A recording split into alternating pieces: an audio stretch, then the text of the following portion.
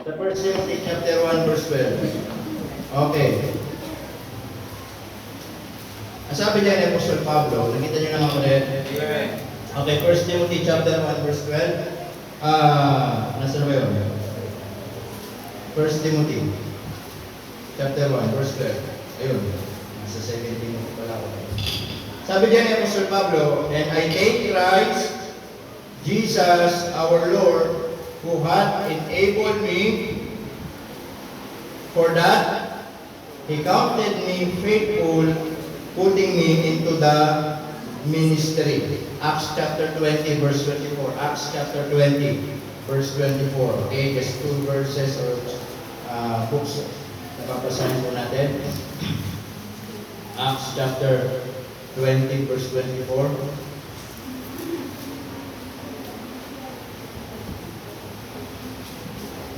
Okay. Sabi ng Bible dyan ni Apostol Pablo ulit, ang sabi niya, but none of these things move me, neither count I my life dear unto myself. Ibig sabihin, sabi niya, walang anumang mga bagay makapag-aalis sa akin. Amen? Kahit anumang mga bagay na magawa ko ay hindi ako magmamalaki. Yun yung sinasabi niya rito. Sabi niya, so that I might finish my course with joy. And what?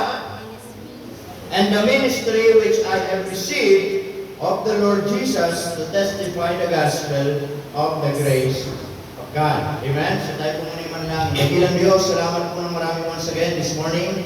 We thank you, Lord, for the reading of your word. We pray that you help us and give us understanding, Panginoon, at mangusap po kayo sa amin, Panginoon, especially sa inyo po mga anak, at maunawaan namin ang aming pag-uusapan ngayong umaga. Maraming salamat po sa pangalan ng aming Panginoon sa lumada namin. Amen! Amen! You may now take your seat. Okay. Pag-uusapan po natin ngayong umaga, especially this month, I want to tackle about what is ministry. Okay, what is ministry? Ngayong buwan po ito, pag-uusapan natin ano ang ministry. Tama? Kasi marami mga tao hindi naiintindihan kung anong ministry. Iba po ang ministry, iba po ang business, iba po ang pag-aaral. Amen? Iba po ang ministry, iba po yung business na tinatawag magkaiba. Amen? So kailangan maintindihan natin ano ba ang ministry. Amen? And then kapag naunawaan natin ang ministry, listen to this, the second thing is meron ka na bang ministry? Kailangan kung maunawaan mo na kung anong ministry, kailangan lalo mong maintindihan kung anong ministry if you are a part of in the ministry. Amen mga kapatid? Kaya po, ngayong umaga, pag-uusapan natin, what is your, my story in God's ministry. Okay, my story in God's ministry. Lahat tayo mayroong kwento sa buhay. Amen mga kapatid? All of us, we have different stories in life. Nung tayo po hindi pa po Kristyano, meron tayong kwento ng buhay kung anong buhay natin nung hindi pa tayo anak ng Diyos. Nung hindi pa tayo mananampalataya. Amen? Iba yung buhay mo nung hindi ka pa naligtas. Iba yung buhay ko nung hindi pa ako naligtas. Amen mga kapatid? Iba yung buhay mo nung hindi ka pa Kristyano at iba yung buhay mo nung ikay naging Kristyano. So all of us, we have different kind of story in the past. Amen mga kapatid? And nung tayo nakakilala ngayon sa Panginoon mga kapatid, meron tayong tinatawag na story ngayon nung tayo ay nakakilala sa Panginoon. Tama?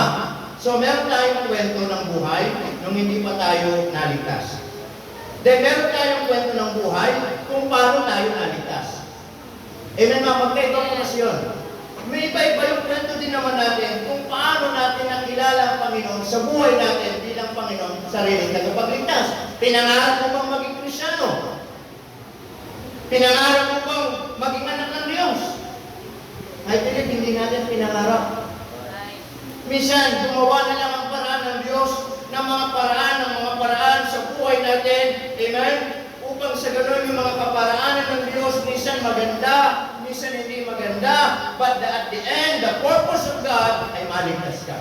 Amen. Tama? So, nung hindi pa tayo Kristyano, meron tayong kwento. Ano yung buhay natin dati? Tama po ba? Dati, marahil, hindi pa tayo Kristyano, ang kwento ng buhay natin, mga siraulo tayo.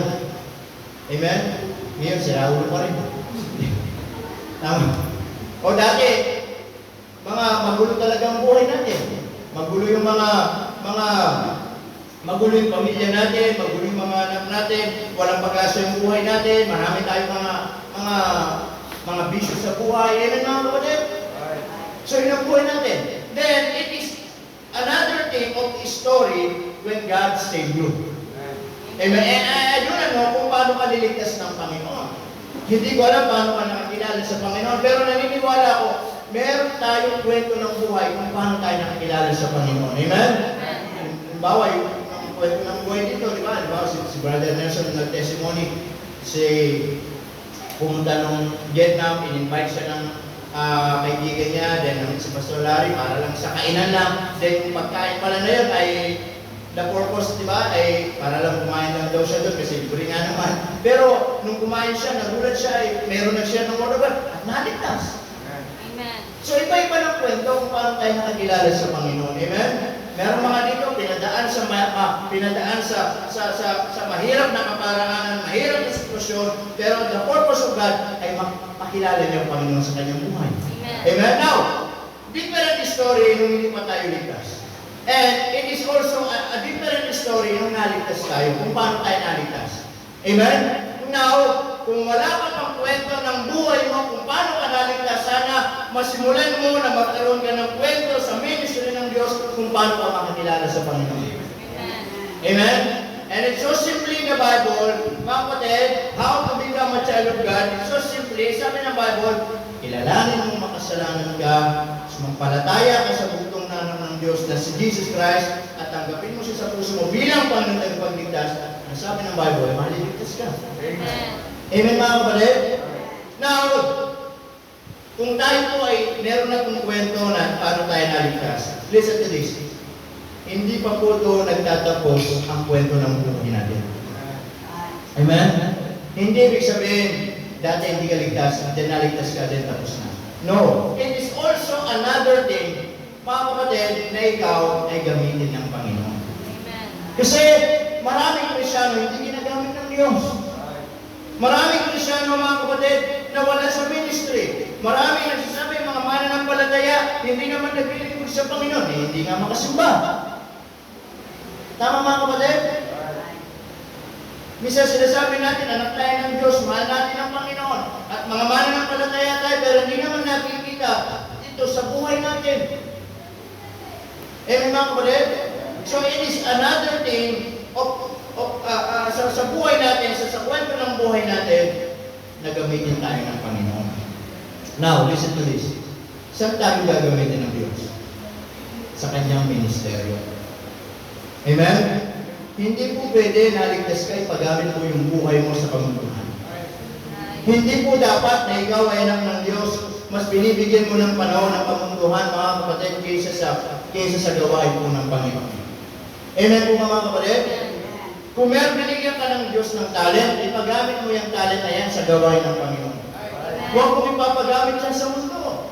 Ang ganda-ganda ka ng boss mo, binigyan ka ng Diyos ng talent, then suddenly, kakanta ka sa kamunduhan.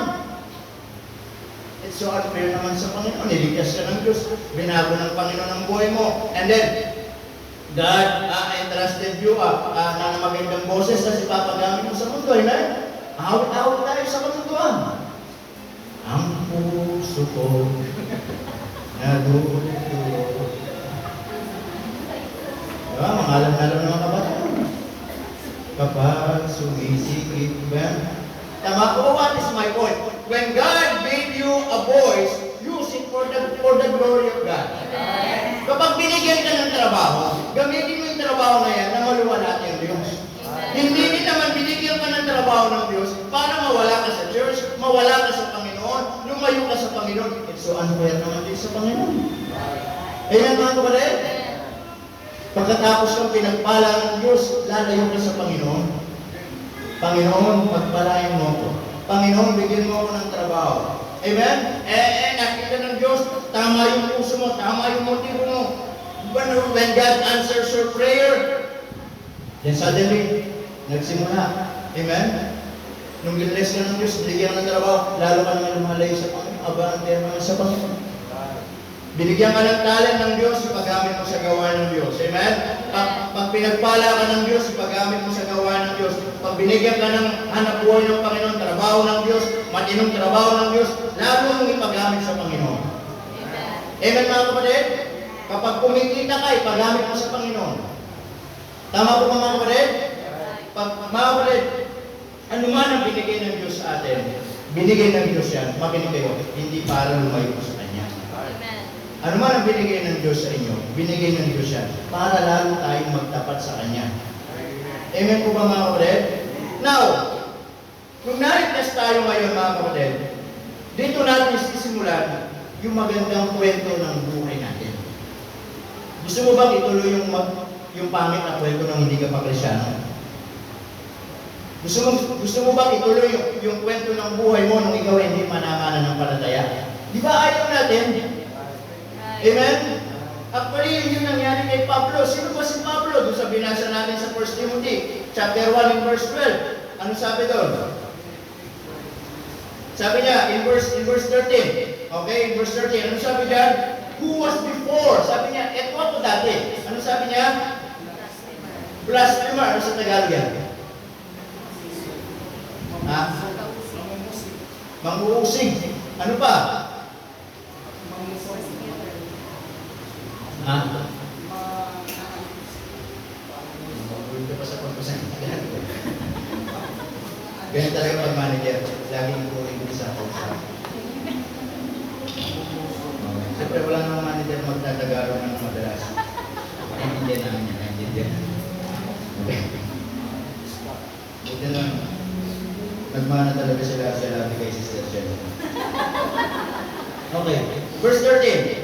Ano sabi yan? A persecutor and injurious. Amen? Yan siya dati. Kaya nga si Pablo, nung hindi pa Kristyano, ito yung buhay niya. Para siyang si Hitler.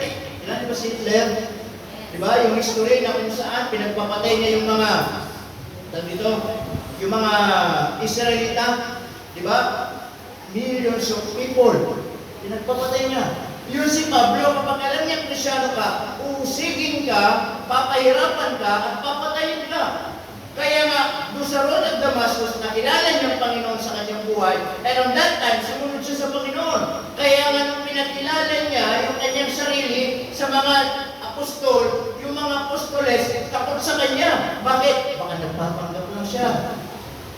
Baka hindi totoo yung sinasabi niya. Tapos susunod, baka patay siya kasi takot yung mga apostol sa kanya kasi kilala si Apostol Pablo. Pero, pinatunayan ni Apostol Pablo, binago talaga ako ng Panginoon. Amen? Kaya nga mga kapatid, ang sinasabi ko, kung gusto nyo bang ituloy yung kwento ng buhay nyo na hindi pa kayo Kristyano, amen? Na kung paano kayo kilala dati, kung ano yung buhay nyo dati, I believe, ayaw natin. I believe, nung naligtas tayo, doon na natatapos yung kwento ng buhay natin dati. And when God saved us, doon mag-i-start kung anong another story ng buhay natin na gagawin natin sa buhay natin. Amen. Amen mga kapatid? Kaya what is your story in God's ministry? Amen? Anong kwento ng buhay natin ang gagawin natin sa buhay na ito, sa ministeryo ng ating pong Panginoon? Amen? Pero, before we proceed, mabilis lang ko ito, before we proceed, I just want you to understand what is ministry. Okay, ano ba ang ministry? Listen to this. Ministry is about privilege. Alam niyo po ba, ang paglilingkod sa Panginoon, pribilehiyo po yan. Tama? Pribilehiyo po yan. Kaya nga sabi ni Pablo dyan, sa verse 13, verse 12, and I take right Jesus our Lord, who had enabled me, sabi niya, for that he counted me faithful and putting me into the ministry. Amen? Gusto kong ilagay natin sa isip natin, ang Diyos ang naglalagay sa ministry. Amen. Tama? Kaya nga sabi ko lagi dito, lalo na sa choir, madalas, lagi kong di naman pinapagalitan, lagi nire-remind, ang pag-awit natin sa Panginoon ay para sa Panginoon. Right. Amen? Hindi tayo aawit para sa sarili natin. Hindi tayo aawit para ipakita kagandahan ng boses natin. Aawit tayo para sa Panginoon. Amen? Kaya sabi dyan, ang Diyos ang naglagay sa akin sa ministry. Kaya po kapag ang Diyos pinagkatiwalaan tayo ng ministry, then ang sabi ng Bible in verse 12, ano sabi doon? And I thank Christ Jesus. First of all, that you need to do to thank God. Salamat ka, ginagamit ka ng Diyos. Amen. Amen? And dami-dami Krisyano, pwedeng gamitin ng Diyos. Marami mga talented, wala namang time sa Panginoon. Amen? Marami pwedeng maglingkod sa Panginoon, ayaw naman maglingkod sa Panginoon. Pero ikaw, kung yan lang yung talent mo, pakaunti lang. But you are willing na magpagamit sa Panginoon, then yun yung ginagamit ng Diyos. At kapag nilagay ka ng Diyos sa ministry, magpasalamat ka. Amen. Amen mga kapatid? Magpasalamat tayo. Kasi po, ministry is about privilege. Hindi lahat nabibigyan ng pribileyo maglingkod sa Panginoon. Right. At yung iba naman na pwede sana maglingkod sa Diyos, ayaw naman maglingkod sa Panginoon. Kaya nga po, yung requirements ng Diyos para gamitin ka ng Panginoon sa kanyang ministry, it's not about your talent. Amen? Hindi yung kagalingan mo, hindi yung kalakasan mo, kundi yung willingness of heart na meron ka. Amen? Pastor, hindi ako pwede magpagamit. Boses palaka ako. Tama? Eh, ilagay natin yan kung saan pwede yung boses palaka sa base. Diba? Sa base. At least may gagamit ka pa din ng Panginoon. Tama? Alam nyo, in every ministry na ginagawa natin, like sinasabi, in the ministry, there is no comparison. Right. Tama? Minsan, the reality is this, minsan, tumatalim sa utak ng tao.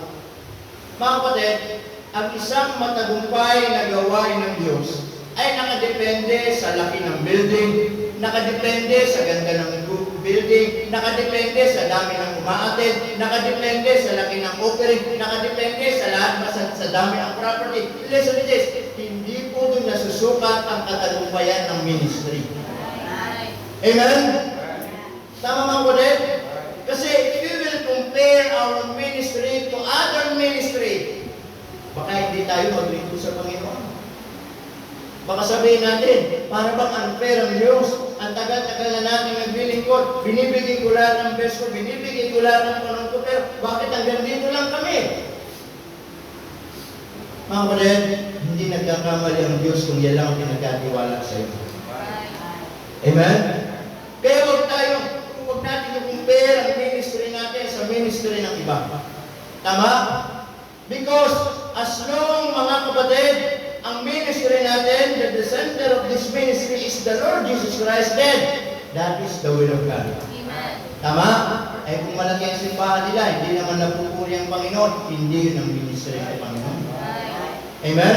Eh kung ang dami nga ng mga member nila, mga kapatid, hindi naman nakikita yung pag-ibig, hindi naman nakikita yung pagtutulungan, hindi yun ang ministry. Right. Ministry, it's not about building mga kapatid. It's not about yung pagtayo ng kung ano-ano. Ang ministry natin lagi dito sa church, lagi ko sinasabi, ang ministry natin ay buhay ng tao. Amen. Tama? Eh ano ngayon kung ito na yung pinagkatiwala ng Panginoon sa atin? Amen? Ang ministry natin dito, hindi po material. Secondary lang yung mga yan. Ang pinaka-ministry ng church natin, buhay ng tao. Ahanin mo yung malaking gusali, ahanin mo yung malaking building. Ang mga miyembro naman naging patako ng buhay. Tama?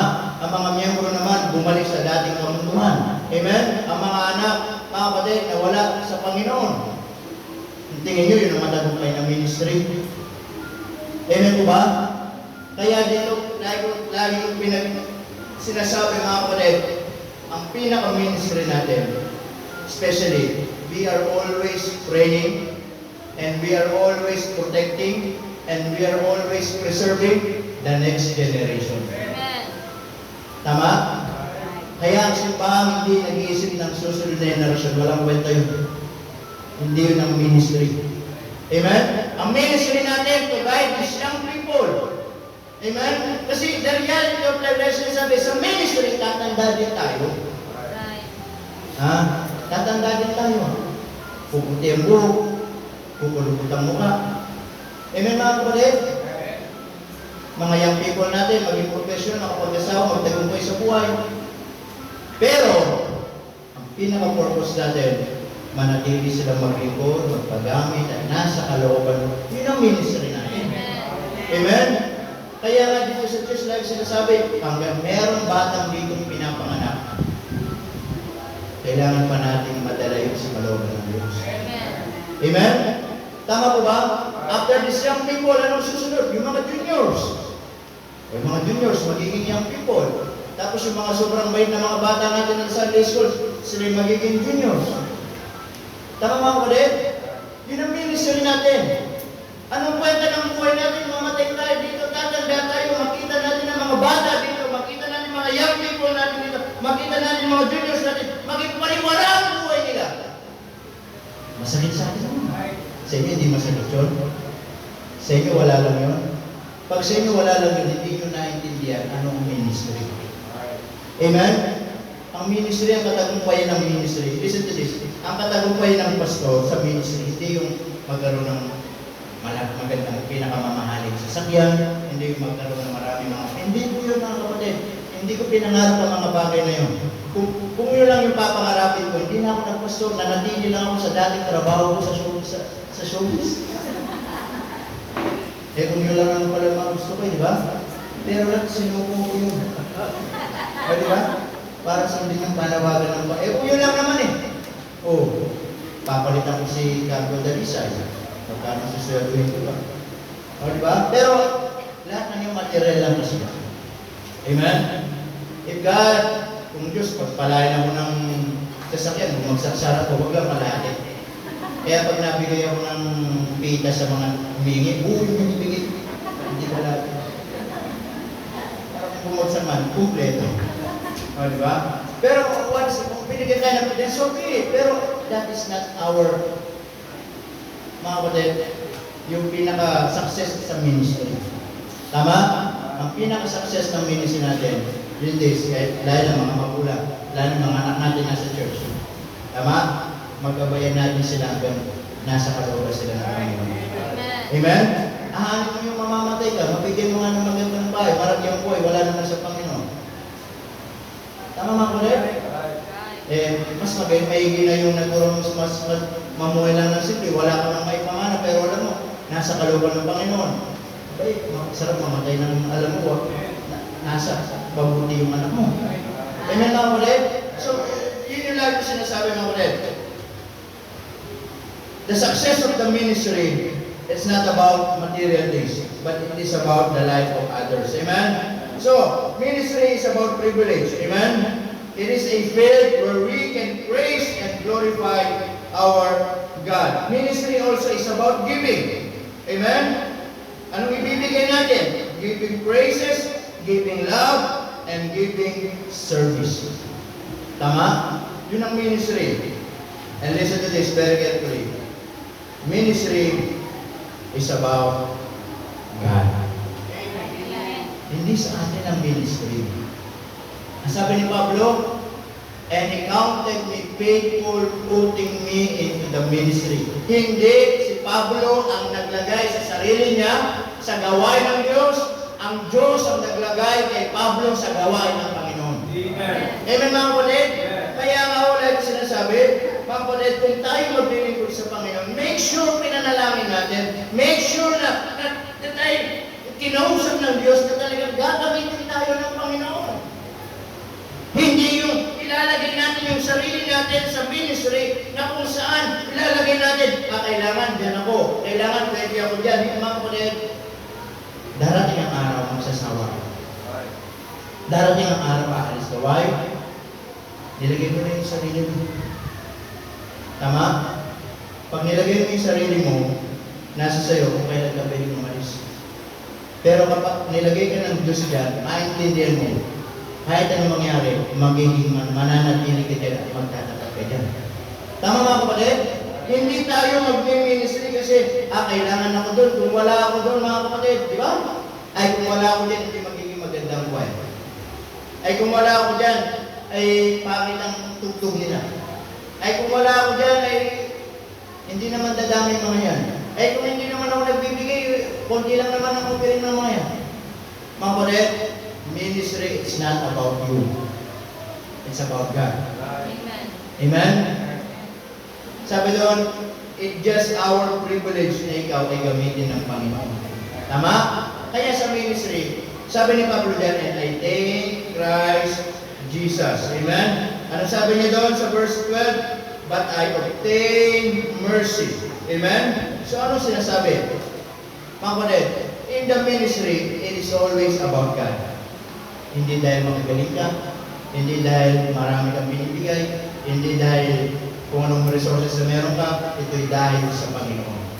Amen? At tanda nyo, pribileyo na ikaw ay gamitin ng Panginoon. Amen? Pribileyo na ikaw ay gamitin ng Diyos. Now, as we proceed, when God saved you, now, dito natin sisimulan ang kwento ng buhay natin ngayon sa ministry. Kasi, why? Marami akong nakilala, marami akong nakita mga Krisyano, tumanda lang sa church, tumanda lang sa ministry, mga kapatid, na nawalang naging kwento ang buhay nila. Amen po ba? Umatay lang, walang naging kwento ang buhay nila.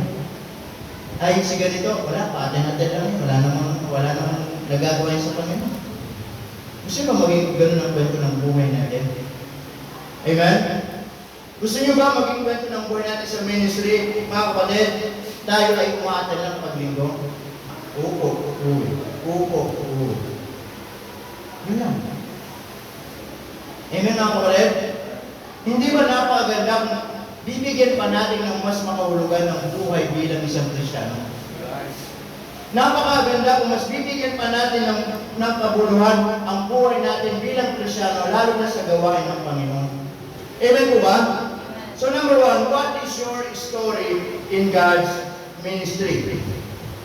Amen? Marami na po kasing naglingkod, marami na pong nagpagamit, but at the end, mga kapatid, natapos yung kwento ng buhay nila sa hindi magandang kwento. Tama? Nalala niyo si Dimas? Si Dimas, napakaganda ng kwento ng buhay niya sa simula. Sino si Dimas? Naglilingkod, kasama lagi ni Pablo, nangangaral, nagbabahagi ng salita ng Diyos. Amen, mga kapatid? But at the end, nasira yung kwento ng buhay niya sa ministry. Ano nangyari? Sabi ni Pablo, inibig niya ang kasalukuyang mundo. Tama po ba? Ngayon, pag naalala si Dimas, hindi na naalala na siya'y mabuti. Hindi na naalala siya'y nangangaral. Alam niyo kung naalala sa kanya? Dimas, he was a backslider. Dimas, he was unfaithful. Yes, Krisyano siya, pero unfaithful Christian. Gusto niyo maging ganun ang kwento ng buhay niyo? Krisyano ka, pero unfaithful Christian. Krisyano ka, pero backslider Christian. Krisyano ka, pero carnal Christian. Ayaw niyo ba maging kwento ng buhay natin? Krisyano ka, pero faithful Christian. Amen. Amen, mga kapatid? So, ganun nangyari po kay Dimas. Amen? Tama?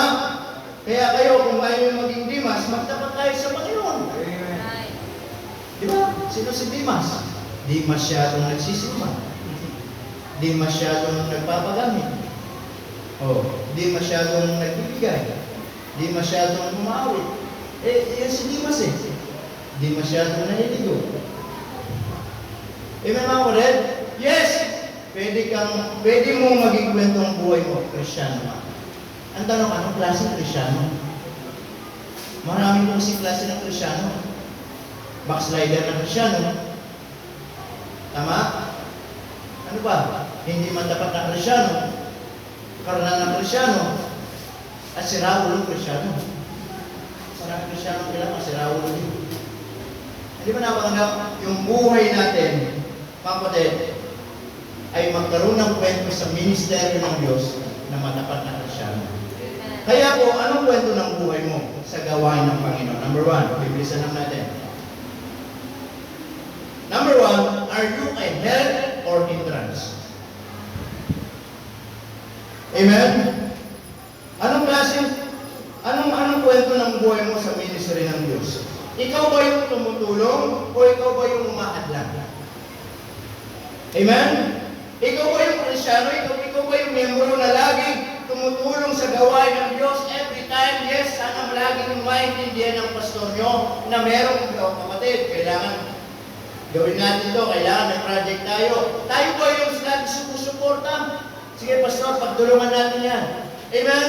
Alam nyo, wala akong in-announce dito para sa pansarili ko. Every time I ask you for money, every time I ask you, every project, it is about in God's ministry. Amen. Amen mga kapatid? Hindi ko naman kayo hiningan, bilhin nyo ko ng sasakyan. Di ba? Ang sinabi ko lang, kahit ano, basta brand nyo. Hiningan ko ba kayo ng sasakyan? Hindi naman na. Ang sabi ko, kahit ano, basta brand nyo. Hindi ba? Oh, the point is this. Anong kwento ng buhay natin sa ministry? Mga kapatid, tayo ba yung tulong, tayo ba yung tumutulong, o tayo yung umahadlang sa ministry? Amen? Pastor, hindi natin kaya yan. Pastor, huwag natin ituloy yan. Pastor, hindi mo kaya yan.